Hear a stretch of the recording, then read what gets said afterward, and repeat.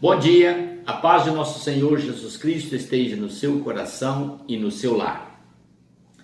Meus queridos, nós vamos falar sobre o tema o Filho do Deus Vivo. Por que o tema do Deus Vivo? Porque nós temos muitos deuses, só que não são vivos.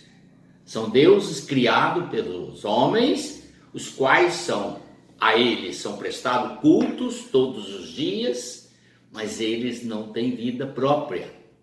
O único ser digno de louvor, adoração, honra, cultos, é o Deus vivo, Criador dos céus e da terra e sustentador de todo o universo.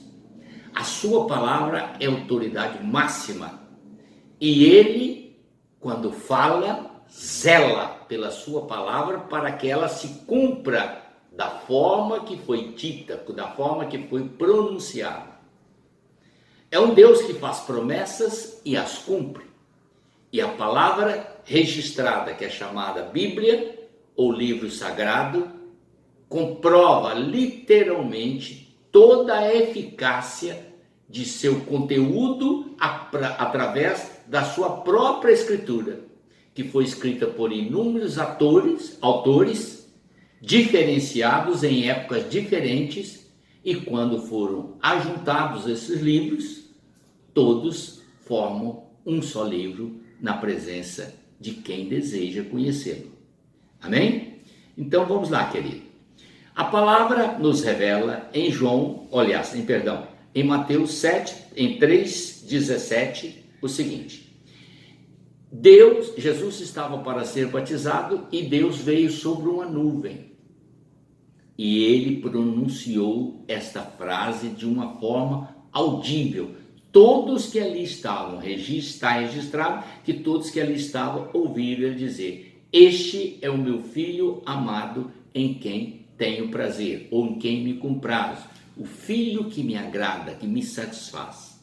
Mostrando, portanto, que Jesus é o Filho de Deus, testemunhado pelo próprio Pai, que declarou de uma forma audível para muitas testemunhas que estavam ali.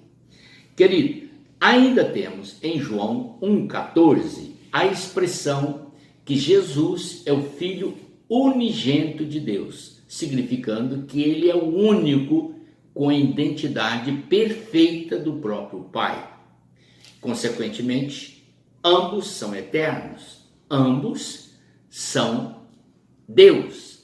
E a unidade do Pai com o Filho é tão perfeita que só pode ser percebido quando eles próprios se revelam como duas pessoas. Caso contrário, tanto os atos de Jesus quanto os atos de Deus se assemelham literalmente em todos os pontos, para que você tenha uma ideia de que ambos são Deus. Deus no singular, né? Então vamos para lá. O verbo de Deus está registrado em João 1,1. No livro de João 1,1, ele é apresentado como o verbo de Deus, aquele que estava com Deus no princípio, quando tudo estava sendo criado. Diz a palavra que sem ele nada se fez, tudo foi feito por causa dele e para ele.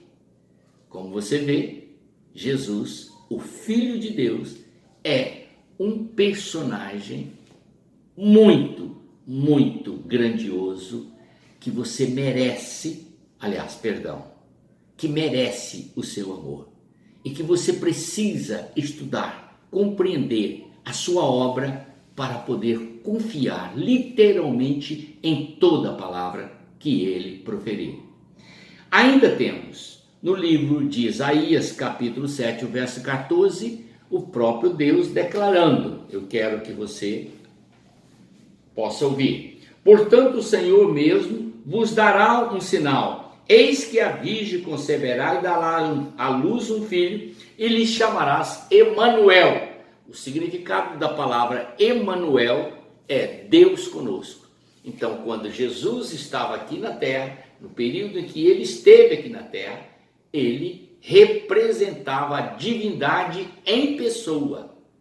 pois ele é o Filho de Deus. Deus foi aquele que o apresentou como seu filho e ele representou o Pai com as obras que o Pai faz. Com esta afirmativa, nós queremos trazer também ao seu coração que ele é o primogênito de toda a criação. Significa o que é isso? Significa que antes de Jesus se formar como Filho de Deus, nada a não ser Deus existia.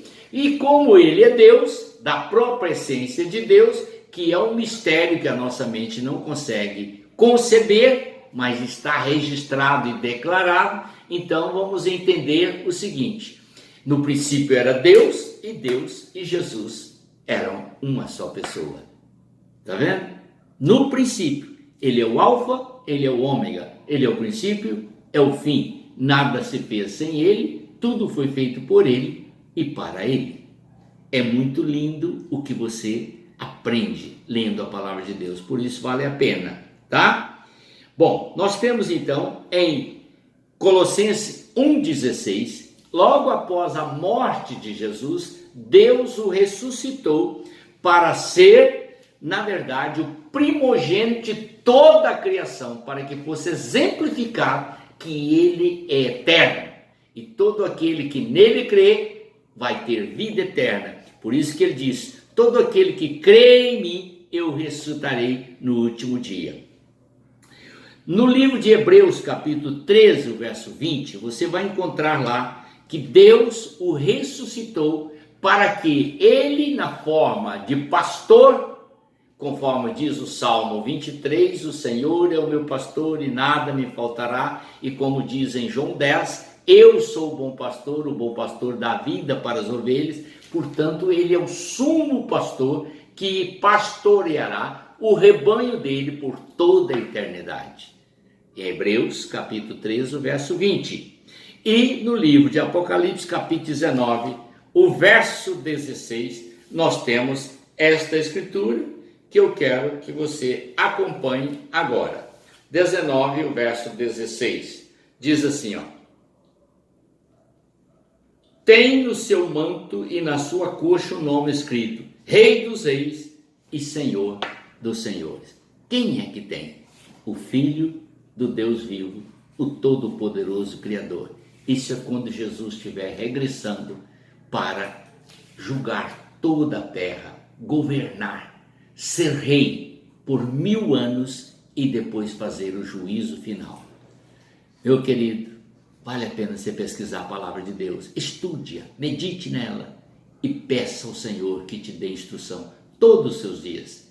Eu apenas dei uma pincelada sobre a autoridade, o poder e a grandeza do Filho de Deus, chamado Jesus Cristo.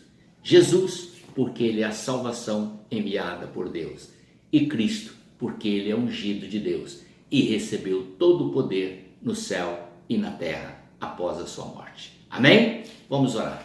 Obrigado, Senhor, por esta meditação, que sirva de alimento, que sirva de incentivo a que todo aquele que ouvi-la possa pesquisar e buscar maiores esclarecimentos dentro da tua palavra, porque sei que esta é a tua vontade. E é por isso que eu te peço, em nome do Senhor Jesus. Amém.